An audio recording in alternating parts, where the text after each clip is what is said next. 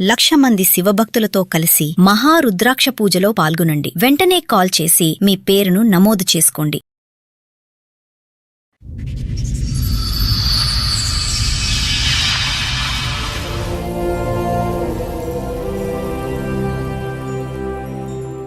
అక్రమ సంబంధాల వల్ల అమ్మలు పిల్లల్ని చంపేస్తున్నారు. ఆ అక్రమ సంబంధం ఉన్న వ్యక్తులు వచ్చి పిల్లల్ని చంపేస్తున్నారు.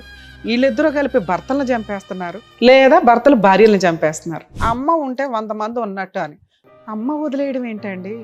అమ్మ మీద కేసులు వేసుకోవడం ఏంటి? అమ్మ కేసులు వేయడం ఏంటి? అమ్మ పిల్లల్ని చంపేయడం ఏంటి? పెళ్లి చేసుకోవడానికి ముందు నువ్వు నాకు నచ్చినావు అని చెప్పింది. పెళ్లి అయినాక వారం రోజులకే నువ్వు నాకు నచ్చలేదు, నాకు వ్యవసాయం చేసేవాడే కావాలి, నేను ఉరేసుకుని చనిపోతానని బ్లాక్ మెయిల్ చేసి గడే పెట్టుకొని నేను లోపల ఉరేసుకుంటాను, డ్యూటీకి వెళ్ళకూడదని బ్లాక్ మెయిల్ చేసేది. ఇప్పుడు ఆవిడ రైతునే చేసుకోవాలని ఎందుకు అనుకుంది? అంటే నాకు ఆస్తి కోసం చేసుకున్నాను, ఏదైనా పండనికే కాదు నేను పెళ్లి చేసుకున్నదని చెప్పింది. ప్రతిరోజు నరకం అనిపించిన మేడం. 5 సంవత్సరాల పాటు ఇదే పాట ఆవిడ. అవును అవును సార్. ఈ పాట పాడుతూనే 2 పిల్లలు కనేసిందా? ప్రపంచానికి చెప్పకూడదు అనుకున్నా. తన్నేది దగ్గరికి పోతే తర్వాత గీరేది నా దగ్గర ఉండే టార్చర్. డిప్రెషన్ నాకు బాగా వెళ్ళిపోయింది సార్. 2019లో నేను సూసైడ్ చేసి పిల్లలకి నేను కావాలనే ఉద్దేశంతో బ్రతుకుండాలి, కానీ ఒక తండ్రి భార్యకి నేను వద్దు అని అనుకుంటే ఎలా? మమ్మీ వద్దా? మమ్మల్ని చంపేయడానికి చూస్తారు మేడం.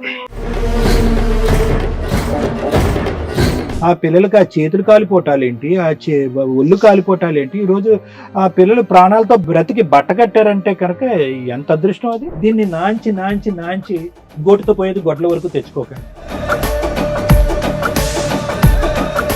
మీరు ఉరితాడు తెచ్చుకుని ఫ్రెండ్ ఇంటికి వెళ్ళి ఉరేసుకున్నారు, వాళ్ళు చేసుకోలేకపోతున్నారు, అంతే తేడా. పిల్లలు మీ దగ్గర ఉన్నంత వరకు మీరు ఆ చైర్ మీద కాలు మీద కాలేసుకుని కూర్చోవచ్చు సార్. సార్, మేడం గౌడ్ గారు ఆయన సమస్య చెప్పుకోవడానికి ఇక్కడి వరకు వచ్చారు. ఆయన సమస్య ఏంటో అడిగి తెలుసు. నమస్తే అండి. నమస్కారం మేడం. ఓకే, ఇక్కడ వరకు దేనికి వచ్చారు? మీ సమస్య ఏంటి?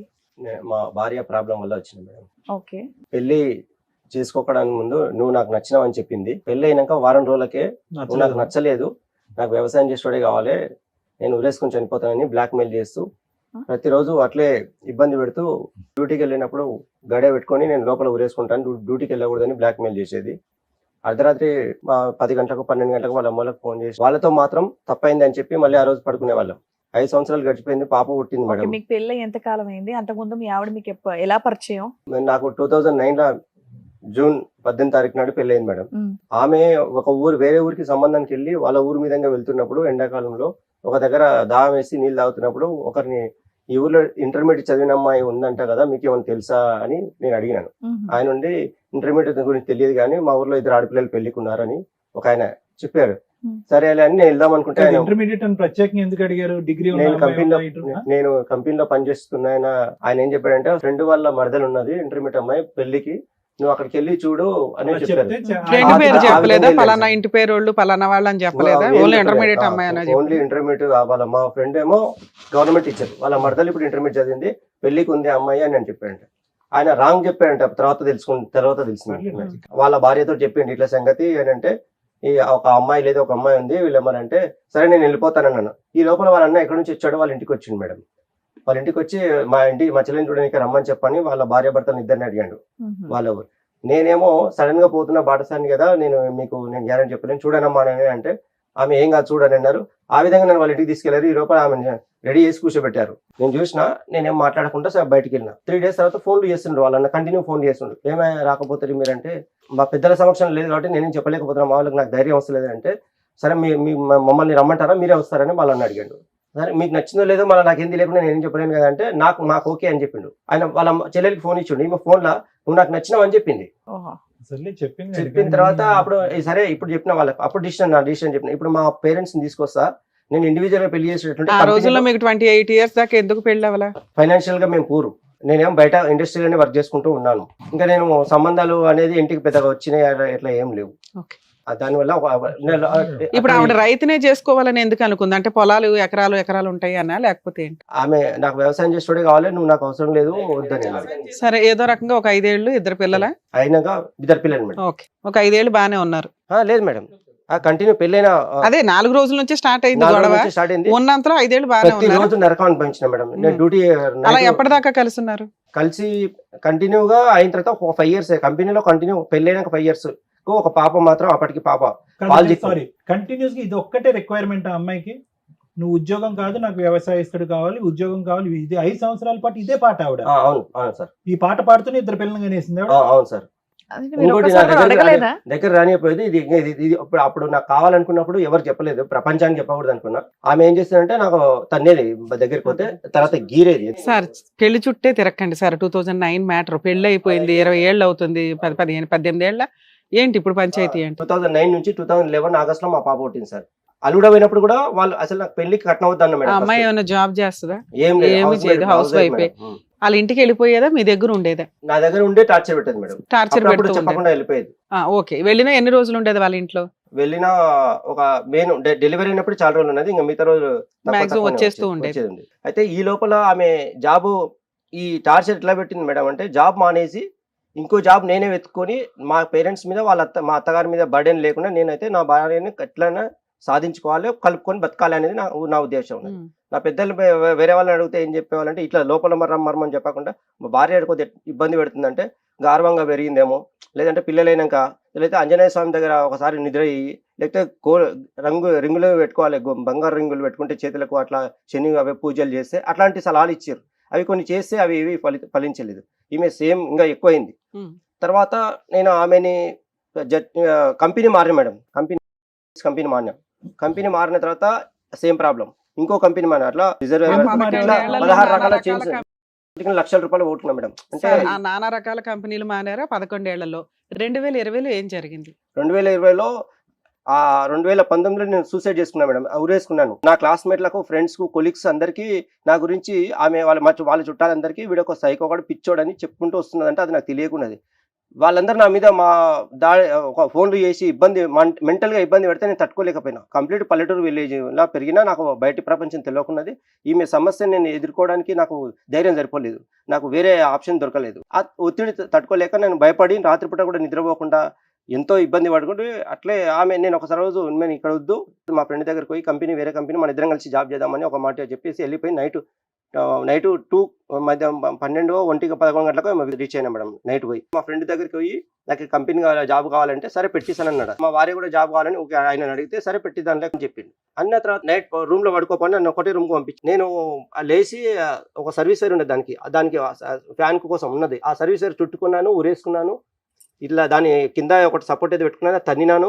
ఆ తర్వాత గుర్తుంది, సర కూడా ఉతుకపోయింది, సాపడం వచ్చింది. తర్వాత ఉదయం 8-9 గంటల టైంలో నేషనల్ హైవే ఉంటుంది, ఆ రోడ్డు మీద ఉంటున్నాను. నడవనికి వస్తలేదు, మాట్లాడితే మాటలు వస్తలేవు. తాడు దింపి ఎవరు మిమ్మల్ని అక్కడ దాకా తీసుకెళ్లారు? తెగిపోయి ఉండొచ్చు అని అంటున్నారు మేడం. అది తెగిపోయింది, మీకు మీరుగా వెళ్ళిపోయారు మైకంలో. మైకంలో రాత్రంతా నైట్ 2 గంటల నుంచి కింద పడతారు. ఈ షోల్డర్స్ అన్ని చెక్కలు అదేమంటారు మేడం, గీసుకుపోయినాయి. మోకాళ్ళు, బొటన వేళ్ళు, గదివ మొత్తం గీసుకుపోయింది. ఇక్కడ మొత్తం తెగింది, ఇక్కడ నల్లగా అయింది. అంతే, ఇక్కడ తెగిపోలే, ఇక్కడ తెగింది. రివర్స్ ఎంత తాడు ఉండొచ్చు, తెగినట్టుంది. అన్ని నైట్ అంతా మైకంలో ఉన్నట్టుంది. ఉదయం నా అంతకు నేను లేచి బయటకు వచ్చాను. ఆ విధంగా వాళ్ళు సూసైడ్ చేసుకుని వచ్చిన తర్వాత మా ఫ్రెండ్స్ తో భయపడ్డాను. మాటలు రాలేదు, నీళ్ళు తాగనికి రాలేదు, నడవనికి రాలేదు, చాలా ప్రాబ్లం ఫేస్ చేసిన. ఇంటికి తోలుకొచ్చిన తర్వాత ఏమైందంటే, భార్య వల్లనే సూసైడ్ చేసుకున్నా అంటే, ఇదంతా మా ఫ్రెండ్స్, మా పేరెంట్స్ మీద నా గురించి అబద్ధం చెప్పి, పొలం చేయనందుకే వీడు సూసైడ్ చేసుకున్నాడు అన్నట్టుగా డైవర్స్ చేసి అంతా ప్రతి ఒక్కరు గేమ్ ఆడిన ఇట్లా. అది వేరే రూట్లో వెళ్ళిపోయి మా నాయన 1 ఎకరా పొలం చేసినప్పుడు, సూసైడ్ చేసుకున్నప్పుడు మా నాయన బలవంతంగా తీసుకెళ్ళిండు. మీ నాన్న దగ్గర ఎన్ని ఎకరాలు ఉన్నాయి? మా నాయన దగ్గర మొత్తం 4 ఎకరాలు మా అమ్మ పేరు మీద, మా నాయన పేరు మీద కలిపి ఉంది మేడం. మీకు 5 ఎకరాలు ఎలా చేశారు? 4 ఎకరాలు వాళ్ళకి 4 ఎకరాలకు వెళ్ళి నాకు ఎకరా చేసిండు మేడం. ఎకరా చేశారు? నాకు ఒక ఎకరం చేశారు. ఒక ఎకరం చేసిన తర్వాత అప్పుడు ఆ టైంలో బలవంతంగా చేశారు వాళ్ళు, తీసుకెళ్ళి కలవకూడదు తీసుకెళ్ళి. చేసిన తర్వాత నేను వద్దని చెప్పిన, పొలం చేయకూడదు నాకు ఈ టైంలో, అయినా చేసిర్రు. నాకు అదే సెట్ కాలే. పిల్లలు ఉన్నారు కదండి, ఆ టైంలో మీరు సూసైడ్ అటెంప్ట్ కారణం ఏంటి అంటే, ఈమె ఒత్తిడి టార్చర్కి ఆవిడకి మీరు అక్కర్లేదు, పిల్లలకి మీరు కావాలని పిల్లలకి నేను కావాలనే ఉద్దేశంతో బ్రతుకుండాలి. కానీ ఒక తండ్రి భార్యకి నేను వద్దు అని అనుకుంటే ఎలా? అప్పుడు నాకు ధైర్యం సరే, మీరు సూసైడ్ చేసుకున్నారని అలిగి వెళ్ళిపోయిందా, పోట్లాడి వెళ్ళిపోయిందా? ఆమె వెళ్ళిపోలేదు. మరి 2020లో ఎందుకు వెళ్ళిపోయింది సార్? అది అడిగాను ఇందాక. సూసైడ్ చేసుకున్నాక మా ఊరి, అక్కడ నుంచి మా ఊరికి ఒక ఎకరం పొలం కూడా వచ్చింది. మా ఊరికి వెళ్ళిపోతే మా నాయన 1 ఎకరం పూరం చేసిన వెంబడే ఈమె ఏం చెప్పిందంటే, నాకు ఆస్తి అప్పుడు చెప్పింది, నాకు ఆస్తి కోసం చేసుకున్నాను, ఇదైనా పండనికే కాదు నేను పెళ్లి చేసుకున్నదని చెప్పింది. ఓకే. అప్పుడు Only మా నాయన property ఎకర పొలం బుక్ వచ్చింది, మేము అప్లై చేసిన ఆ ఎకర పొలం బుక్ ఆమె ముందు చింపేసిన. గబుకుని మీ నాన్న ఇస్తుంటే బలవంతంగా ఇవ్వడం ఏంటి? ఇష్టంగా ఇచ్చాడు ఆయన, కొడుకు కాపురం బాగుండాలి అని.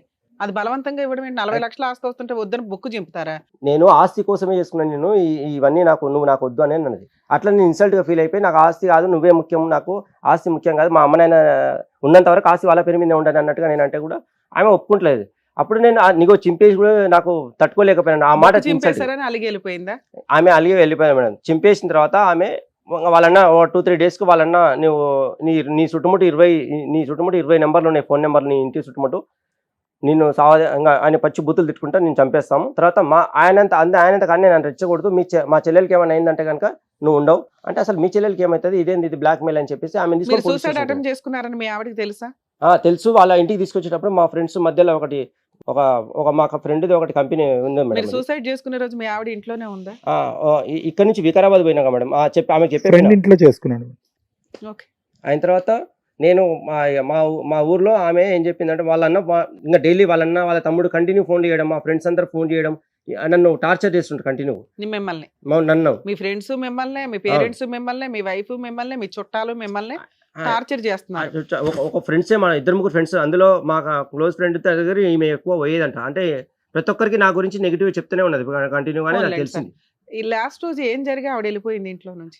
ఆమె నేనే తీసుకెళ్ళాను మేడం. నేనే ఆ రోజు ఈయన చంపుతా అన్నప్పుడే నిన్ను పోలీస్ స్టేషన్ తీసుకెళ్ళి, మీ అన్న నీ గురించి నీకు ప్రాణహాని ఉంది కదా, మీ అన్న నాకు వార్నింగ్ ఇస్తున్నాడు కదా, పోలీస్ స్టేషన్ కంప్లైంట్ ఇద్దాం పని పోలీస్ స్టేషన్ తీసుకెళ్తే ఈమె వాళ్ళన్న నేనే తీసుకెళ్ళాను మేడం. నేనే తీసుకెళ్ళాను. ఆమె బంగారం తీసుకో, నీ దగ్గర ఉన్న డబ్బులు మొత్తం తీసుకో, నాకు వద్దని చెప్పి ఆమె వీడియో తీసిన, అవన్నీ ఆమె దగ్గర ఉన్నాయి. ఆ వీడియో తీసిన నా ఫోన్లో ఇప్పటికి ఉంది. ఆ వీడియో తీసుకొని, బంగారం నీ దగ్గర అన్ని ఉన్నాయని చెప్పి తీసుకొని పోయాను. నేను పిల్లల్ని కూడా తీసుకొని పోయి ఆ పోలీస్ స్టేషన్ కంప్లైంట్ చేద్దామంటే, పోలీసులకు చెప్పే లోపల మా ఆయన వచ్చింది ఆడికి, నాకు తెలియకుండా, నువ్వు వీడు మతి స్థిమితం లేదు ఇతనికి, మా బావకు, వీళ్ళు అప్పుడప్పుడు గొడవ పడుతుంటారు, నేను కౌన్సిలింగ్ ఇప్పించి 4 రోజుల తర్వాత మా చెల్లెని తీసుకెళ్ళి మా పెద్దల సమక్షంలో అని చెప్పి, అది నాకు నా మాటలు ఏంటలేరు పోలీసులు.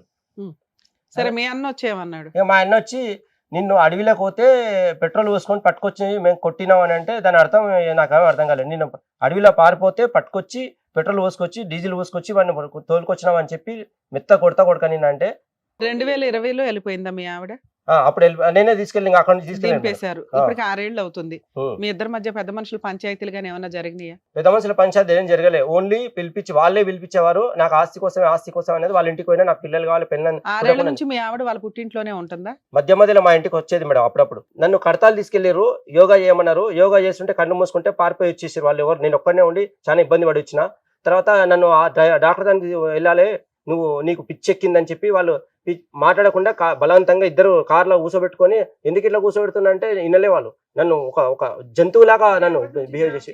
జాబ్ చేస్తున్నారా లేదా? 2019 నుంచి జాబ్ చేస్తూ అక్కడ నుంచి డైరెక్ట్ మా ఊరికి తీసుకెళ్ళినప్పుడు జాబ్ మొత్తం క్లోజ్ అయిపోయింది. 2019 నుంచి మీరు జాబ్ చేయట్లేదు. మమ్నార్ లో ఎస్విఎస్ హాస్పిటల్లో సైకరాలజిస్ట్ అడిగారు మేడం. వాళ్ళు ఏం చెప్పారంటే, ఎందుకు సూసైడ్ చేసుకున్నావు అంటే, మా భార్య ఒత్తిడి వల్ల రీజన్ చెప్పినాం. పిల్లలు ఎవరి దగ్గర ఉన్నారు? కొన్ని రోజులు వాళ్ళ ఇంటికాడ ఉన్నారు. పిల్లలు చూడడానికి వాళ్ళ ఇంటికి వెళ్తే చూడనివ్వలే. నాకు పిల్లల్ని చూడకుండా నేను ఉండాలేనంటే, పిల్లలు రాలేదు, తను చూస్తున్నారు రావట్లేదు. అట్లా వాళ్ళు అట్లే ఉండి ఆ ఎండకు అట్లే పడుకున్నా. వాళ్ళ ఇంటికి పిల్లలు ఎవరు? నా పిల్లలే మేడం. మీతో పాటు వచ్చారా? అవును మేడం. నన్ను చూడనియకపోతే నేను అట్లే బండి పెట్టుకుని ఎండకు అట్లే వాళ్ళ ఆకిట్లో నిలబడ్డాను అనమాట. ఎన్ని సందర్భాల్లో మీ భార్య ఇంటి నుంచి వెళ్ళిపోయినప్పుడు, ఎన్ని సందర్భాల్లో పిల్లల్ని తీసుకుని వెళ్ళింది, ఎన్ని సందర్భాల్లో పిల్లల్ని మీ దగ్గరే వదిలేసి వెళ్ళింది?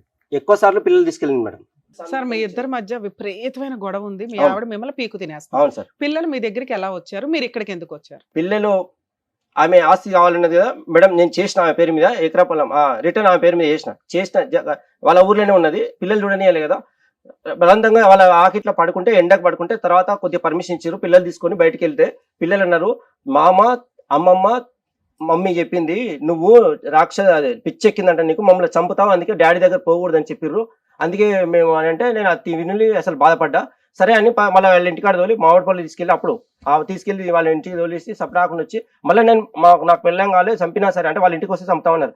చంపినా సరే అని నేను మా ఇంటికాడ ఉండలేకపోయినా. పిల్లలు మీ దగ్గరికి ఎప్పుడు వచ్చారు? ఇంకా ఆ తర్వాత మేడం ఆమె ఏమన్నది అంటే, నాకు ఆస్తి కావాలంటే, అప్పుడు ఆమె అక్కడ నుంచి అప్పుడు తీసుకెళ్లి జడ్చలు తీసుకెళ్లి ప్లాట్ చేసిన ఆమె పేరు మీద చేసి, పిల్లలు కళ్ళ కూడా తీసుకెళ్లి ప్రాపర్టీ పిల్లలకు నా పేరు మీద ఎకరా పొలాన్ని ఫైనాలిటీ కింద బుక్ చింపేసిన కాబట్టి ఆ దగ్గర పిల్లలకు అంటే ఈమె హార్ట్ అటాక్ వచ్చి చనిపోయినా కాలం తిరిగి చనిపోయినా పిల్లలు అనాథాలు కాకూడదు, ప్రాపర్టీ వీళ్ళ ముగ్గురికి ఉండాలి, పిల్లలు పెంచుకుంటుంది కదా ఆమె గొప్ప, నేను నచ్చలేదు అనేది కనీసం నేను మనిషిని కాబట్టి నేను బుద్ధి నా తప్పు నాదికే ఉంది. సేఫ్టీ కోసం రిజిస్ట్రేషన్ చేసిన తర్వాత నేను లేనప్పుడు ఒక 1 month ఇంచుమించుగా ఆ తర్వాత 1 month తర్వాత నేను మా ఊర్లోనే ఉంటుంటే సడన్ గా నాకు తెలియకుండా మా ఇంటికి పిల్లల్ని తీసుకొచ్చి పెద్ద అది వైస్ ఎంపీపీ వాళ్ళు సర్పంచ్ని తీసుకొచ్చారు. వాళ్ళు ఎందుకు తీసుకొచ్చేది తెలియదు. అప్పటికి నేను ఇన్సల్ట్ గా ఉన్నాను. తీసుకొచ్చి మా ఇంటికాడ వదిలేసి నేను లేనప్పుడు అక్కడ ఇంకా ఉన్నాను. ఈ పిల్లల్ని తీసుకొచ్చి ఈ ఇద్దరిని పిల్లల్ని ఇది 2 చేతులు పట్టుకొచ్చి తీసుకొచ్చి వాళ్ళ ఎదుల చేసి గట్టి దొప్పితే ఎల్లెలకల పడ్డారంట ఇద్దరు పిల్లలు. నేను జూలే మీ ఇంటి దగ్గరకు తీసుకొచ్చి రిజిస్ట్రేషన్ అయినాక మీ ఇంటి ముందు వదిలేసింది, కింద పడేసింది, తోసేసి. ఎప్పుడు ఎంతకాలం అయింది వాళ్ళు వచ్చి? 2021 మేడం. 21 నుంచి పిల్లలు మీ దగ్గరే ఇంకా కంటిన్యూ నా దగ్గర. మీ దగ్గర స్కూల్ కి వెళ్తున్నారా? స్కూల్ కి నేను పంపిస్తున్నాను మేడం, హాస్టల్ పంపిస్తున్నాను. హాస్టల్లో ఉంటున్నారా? అవును మేడం, ఫస్ట్ ప్రైవేట్ హాస్టల్లో. సరే, పిల్లల హాస్టల్లో ఉంటున్నారు కదా, మీ వైఫ్ పిల్లల్ని చూసుకోవడానికి వెళ్తుందా? ఆమె అక్కడికి వెళ్ళదు మేడం, పిల్లలు చూడరు ఆమె దగ్గర వచ్చిన. హాలిడేస్ వచ్చినప్పుడు పిల్లలు అమ్మమ్మ వాళ్ళ ఇంటికి వెళ్తారా, అమ్మ దగ్గరికి వెళ్తారా? వెళ్ళాడు మేడం, వెళ్ళరు. హాలిడేస్ వస్తే మీ దగ్గరే ఉంటున్నారు, మీరు పిల్లల్ని హాస్టల్లో పెట్టి చదివిస్తున్నారు. ఇప్పటికి 5-6 ఏళ్ళు అయిపోతుంది మీరిద్దరు విడిపోయి. ఇక్కడికి ఎందుకు వచ్చారు? మీకేం కాదు. మెయింటెనెన్స్ అడిగారు మేడం వాళ్ళు. ఇప్పుడు ఏమండి మెయింటెనెన్స్ అంటే నా చెల్లెలు నేనే ఉంచుకుంటా. కోర్టులో కేసు వేసారా వాళ్ళు? వాళ్ళే నేనే మేడం. ప్రశాంతంగా ఉన్నారు, మీ పని మీరు చేసుకుంటున్నారు. అవును మేడం. ఉన్నంతలో మీ భార్య మీ దగ్గర అయితే లేదు, టెన్షన్ లేదు. ఇక్కడికి ఎందుకు వచ్చారు? ఆమె నా ఇంటికి వస్తుంది మేడం, అప్పుడప్పుడు వచ్చి నాకు ఇంట్లో స్టవ్ తాళం బల్ల కొట్టి సామాన్ తీసుకెళ్లి, అయితే వాళ్ళన్నీ ఏమన్నాడు మేడం అంటే, నీ పిల్లలు నీకు తానికి వచ్చినప్పుడు నా పిల్లలు తీసుకురాలి, నీ పిల్లలు నువ్వే పెంచుకో, నీ పిల్లలు సంపాదించాలి, ఇప్పుడు సంపాదించి నా చెల్లెలు నేనే ఉంచుకుంటా, నా చెల్లెలు సచ్చేంత వరకు నీ పైసలతోటే బతకాలి, లేకపోతే నేను చంపేస్తా. పోనీలేండి, ఇది పిల్లల్ని ఎలాగ పోషిస్తున్నారు కదా, భార్యకు కూడా ఒక 5,000 2,000 పంపిస్తే, ఓ 10,000 పంపిస్తే ఆవిడ బతికిద్ది కదా. నీ సొంత భార్య 20 ఏళ్ళు కాపురం చేసింది కదా. మళ్ళీ 0 నుంచి నేను వర్క్ చేసుకుంటాను. యావరేజ్ గా పర్ మంత్ మీకు 5 to 10 మధ్యలో వస్తుంది సార్. 5+ అంతే, 5,000 అంతే మేడం.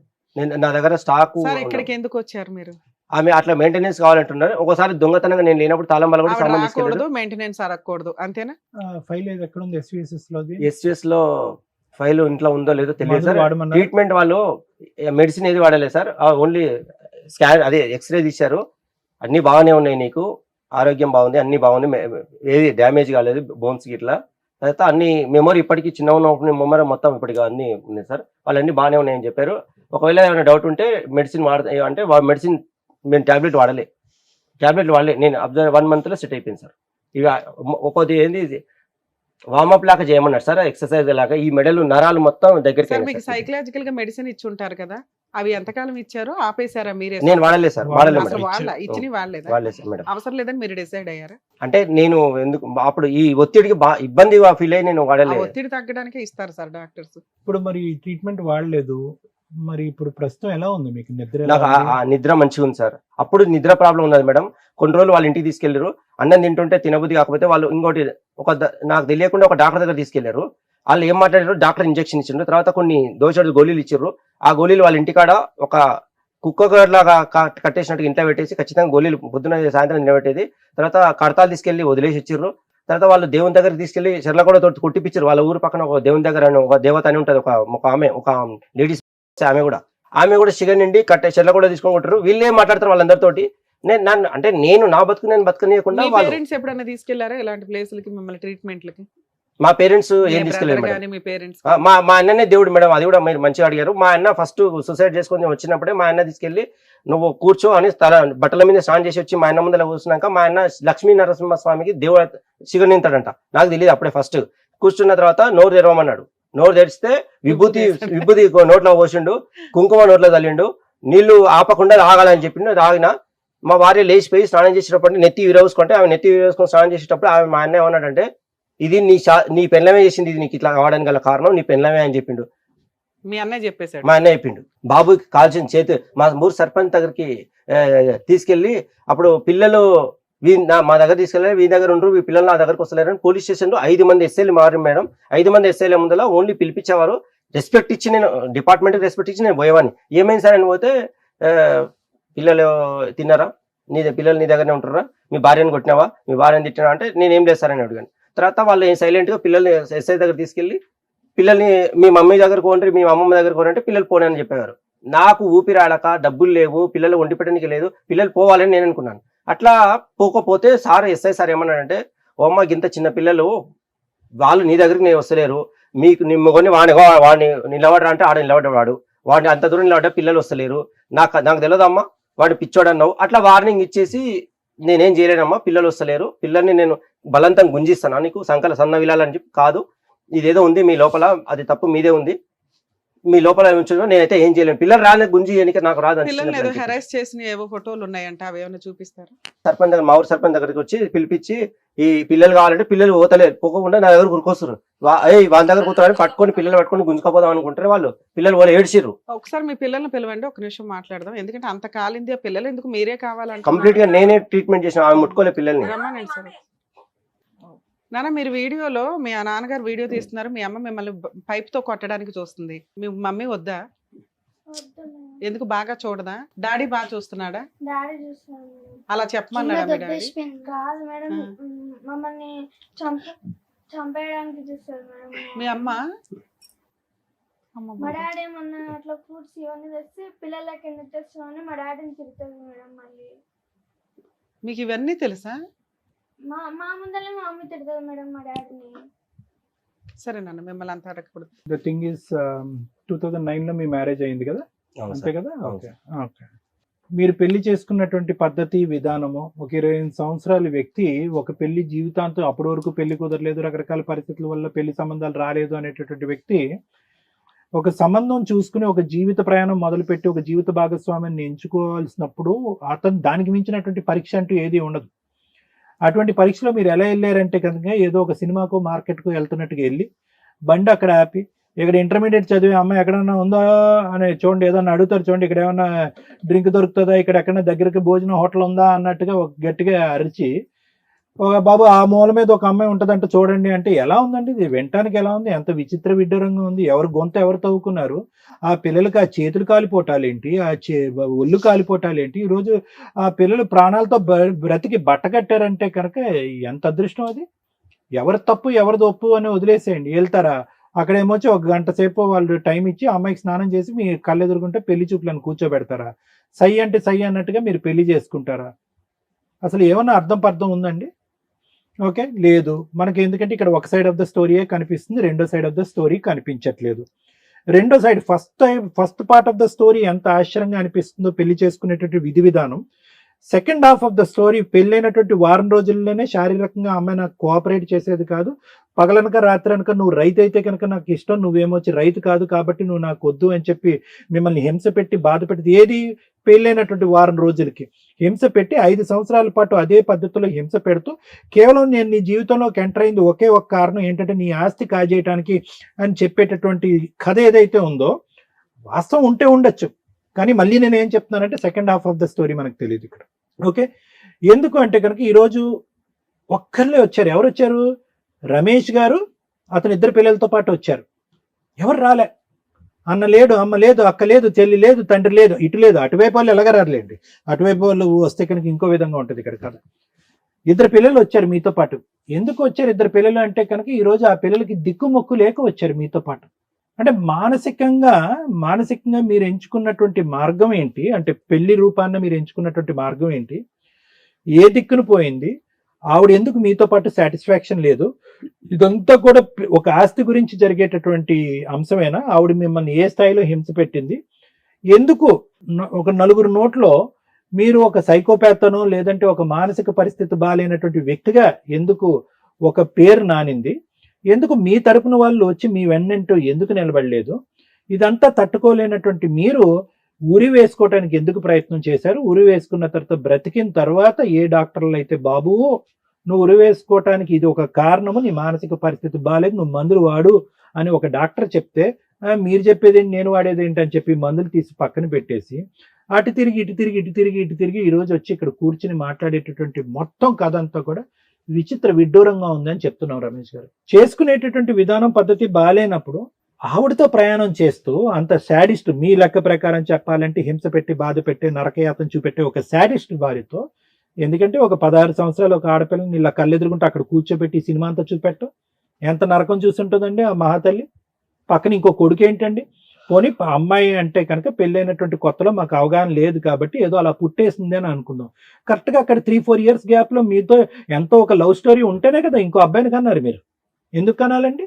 ఒక్క రోజైనా కూడా మీరు ఆ అమ్మాయితో పాటు సుఖపడాము అనే మాట అన్నారా? సహజంగా ఇక్కడికి చాలా మంది కేసులు వస్తాయి మేడం. ఫస్ట్ 3 ఇయర్స్ బాగానే ఉండేదండి, తర్వాత 4 ఇయర్స్ బాగానే ఉండేదని అండి.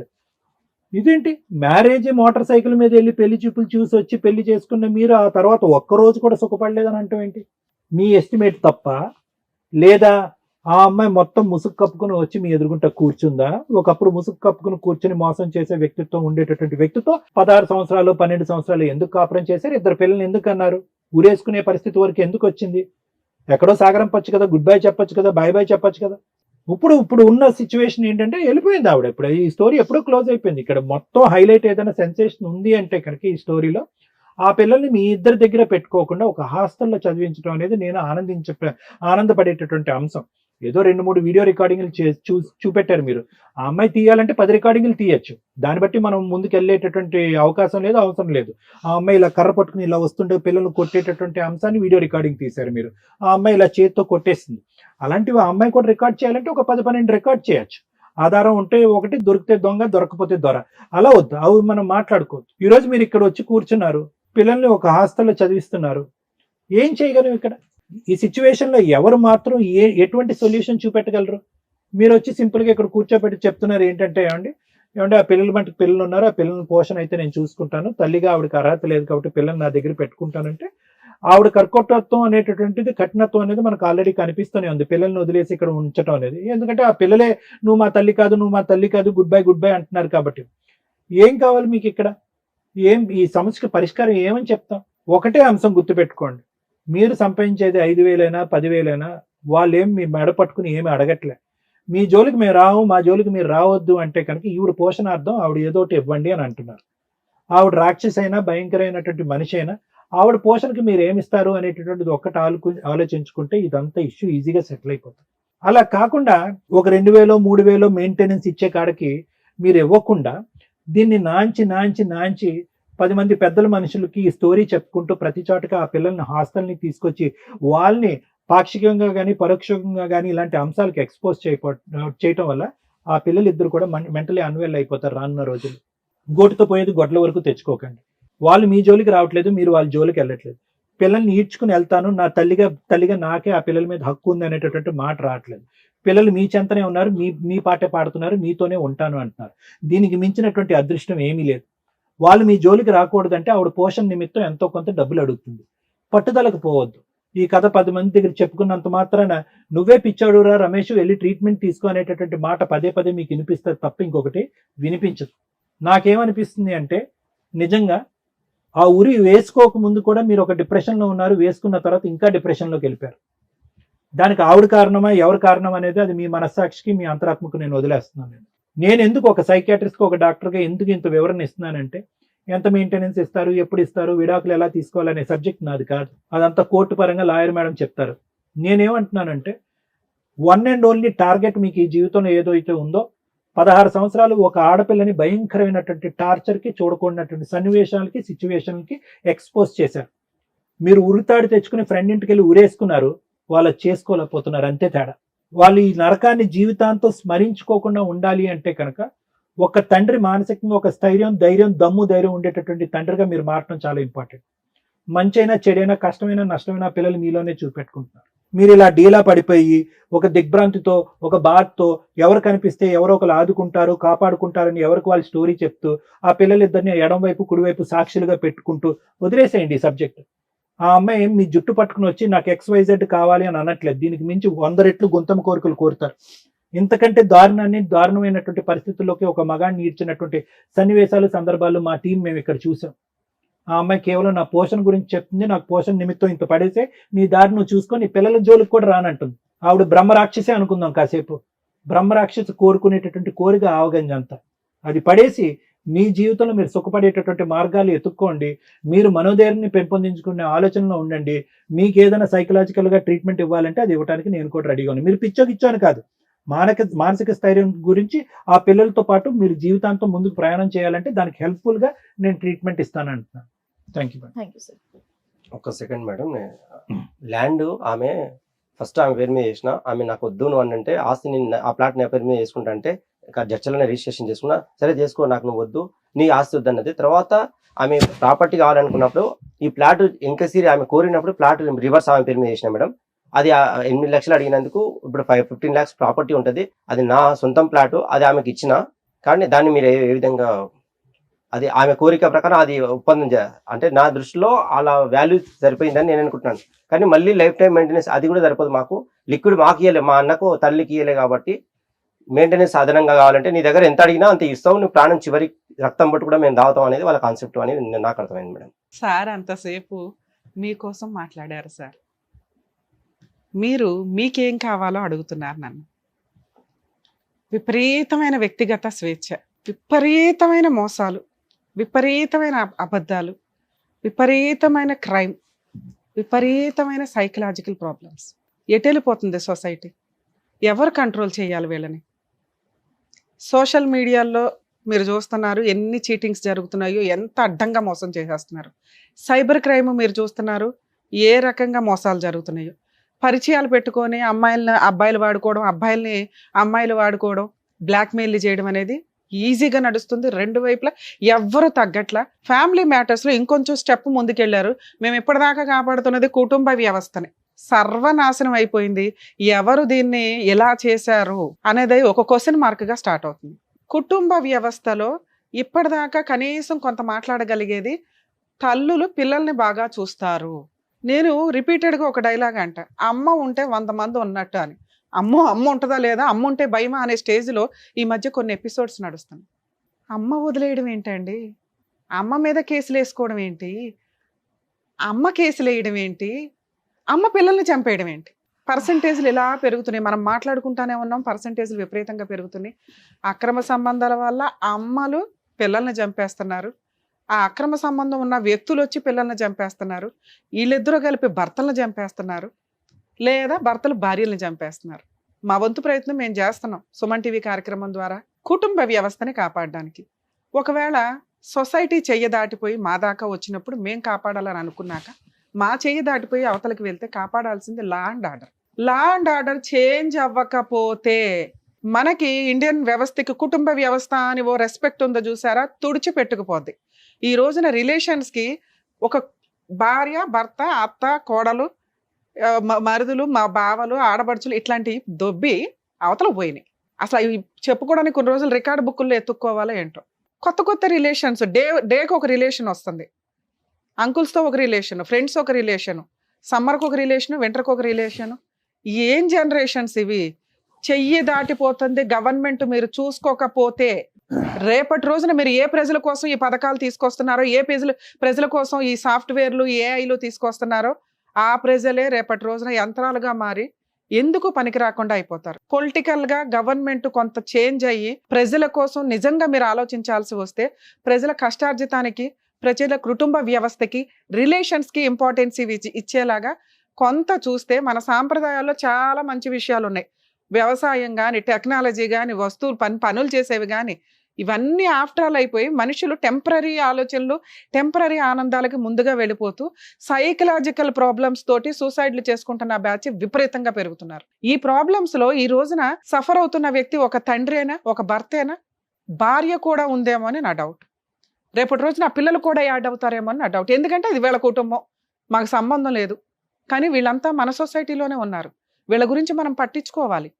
సొసైటీకి ఒక రెస్పెక్ట్ ఉండి సొసైటీ వీళ్ళ గురించి ఆలోచిస్తే వీళ్ళు సొసైటీకి రెస్పెక్ట్ ఇచ్చి అమ్మో మా తోలు తీస్తారు సొసైటీ అని భయపడతారు. సొసైటీకి రెస్పెక్ట్ లేదు, తల్లిదండ్రులకి రెస్పెక్ట్ లేదు, ఎవరికి లేదు. అమ్మకి పిల్లలకి రెస్పెక్ట్ లేని ఒక జనరేషన్లోకి వెళ్తున్నాం. మాకు భయం వేస్తుంది, ఒళ్ళు జలదరిస్తుంది కూడా. ఏం చెప్పాలి ఇందులో? ఓపెన్గా కనిపిస్తుంది. అతను ఎంత డిప్రెషన్లో ఉన్నాడంటే డే 1 నుంచి భార్య అంటే ఒక ఇన్సెక్యూర్డ్ వస్తు. ఆమె వీడియోలు చూస్తే ఆమె ఈయనకంటే లీడర్షిప్లో ఉంది. ఎందుకు అంటే ఈయన డే 1 నుంచి చూపించిన నరకం మేబీ ఆ రేంజ్లో ఉన్నప్పుడు ఆ స్త్రీ కూడా అలాగే ఆలోచిస్తుంది. ఇంతేనా నా లైఫ్ అయిపోయింది. లిటరల్లీ ఒక అమ్మాయి లైఫ్ ఈయన స్పాయిల్ చేస్తే ఆవిడ ఓపిక పట్టక ఈయన లైఫ్ స్పాయిల్ చేసింది. వీళ్ళిద్దరూ సైకలాజికల్గా సొసైటీలో ఇండివిజువల్గా ఉంటే బాగుంటారేమో కానీ ఇద్దరు కలిసి ఉంటే సెట్ అయ్యే కాపురాలే కావు. ఎక్కడో అక్కడ స్టార్టింగ్లోనే ఈయనకు ఒక ట్రీట్మెంట్ ఇచ్చినప్పుడు మేబీ ఈయన మెడిసిన్స్ ఇవి వాడి ఉంటే భార్య వాల్యూ కుటుంబం వాల్యూ తెలిసేది. ఈ రోజున పిల్లలు తల్లిని అసహించుకుంటున్నారు. తల్లి పిల్లల్ని కొట్టేసి మీరు నాకు అవసరం వచ్చి అని వదిలేసింది. ఇదే చూస్తూ పిల్లలు పెరుగుతున్నారు. వీళ్ళిద్దరూ రేపొద్దుట పెళ్లిళ్ళు చేసుకుంటారు. ఏమవుతుందో ఆలోచించండి. మేమేనా ఎంతసేపు మాట్లాడేది, మేమేనా ఎంతసేపు మొత్తుకునేది? మీకు ఆ మాత్రం జ్ఞానం ఉండదా? మీ చుట్టుపక్కల ఏం జరుగుతుంది, వాళ్ళకి ఏం కష్టాలు వస్తుంది, ఒక మాట మంత్రంలా పనిచేస్తుంది. ఇక్కడ మేము ఈరోజు ఆయనకి ఇవ్వగలిగేది మాట మాత్రమే. ఎందుకంటే లీగాలిటీ లేదు, సైకలాజికల్ కౌన్సిలింగ్ తీసుకోవడానికి ఆయన రెడీగానూ లేరు. ఇంట్లో వాళ్ళే బోళ్ళంత ఖర్చు పెట్టి ఇస్తే కూడా ఆయన మెడిసిన్ వాళ్ళ. ఒకవేళ ఇలాంటి ప్రాబ్లంతో మీరుంటే నిజంగా నేను చాలా ఎపిసోడ్స్లో మొత్తుకుంటున్నానండి.